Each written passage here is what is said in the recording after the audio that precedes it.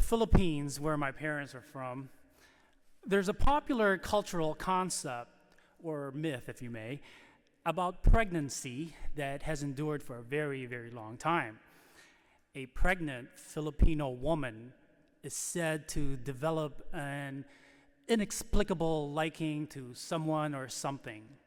And more often than not, it's an obsessive craving for a particular food, and sometimes in unusual combinations with other food. And whatever the object of her fixation is, will supposedly influence the physical attributes of her unborn baby, as well as influence that child's personality growing up.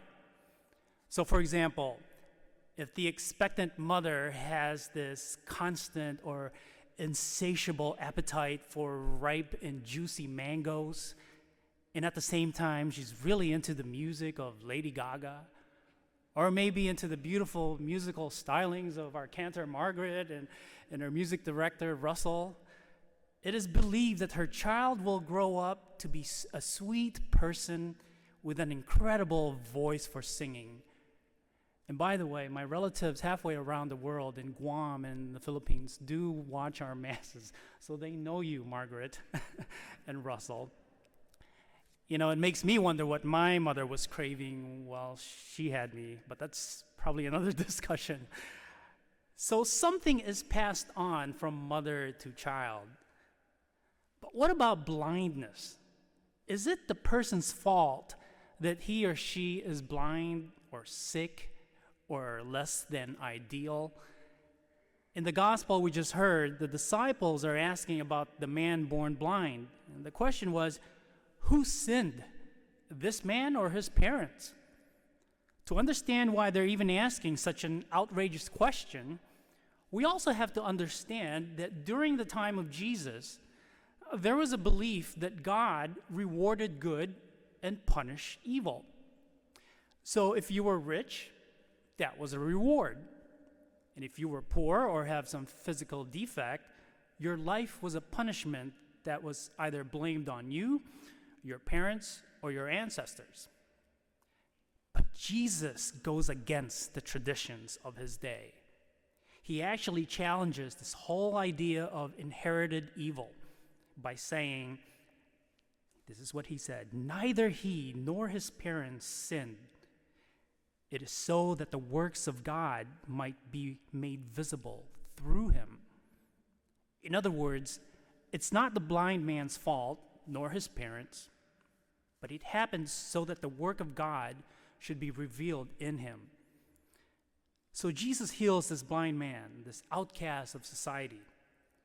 And he did so in the most simple and ordinary way by spitting on the ground and making a little bit of mud and putting it on the blind man's eyes and sending him off to wash in the town water.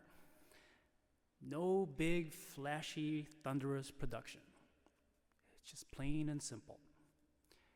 This is because the physical part of the healing is not the most important part. Yeah, the blind man's, he regained his sight. Great.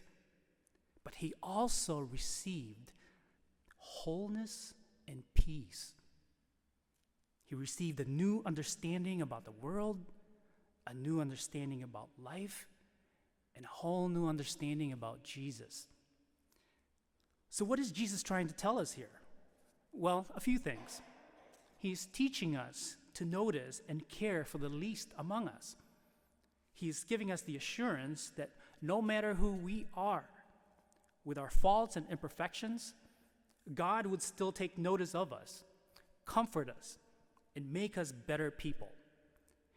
He's also telling us that whatever misfortune or trial we have in life that we think is a curse, he will turn it into a blessing.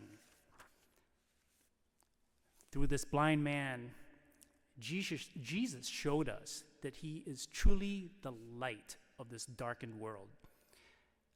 That despite problems and challenges that may come along our way, we can still have the confidence that God will see us through. But this story is also a lesson on why we must endure hardships in life. God commends us when we endure sufferings that are not caused by us. Because what's at stake is not our comfort, but how we develop our godly character to prepare us for his kingdom. Ultimately, this passage about the man born blind serves as a reminder that we, the followers of Christ, are also called to be a light of the world and to use that light to point others to Christ. It is through our faith and good works that we can brighten this darkened world. We have Christ as a true source of light, and it's from him that we must get our light. And to the elect who are here with us today for our second scrutiny, may you listen closely and humbly to the Lord's guidance, and may your eyes be opened to the light of faith.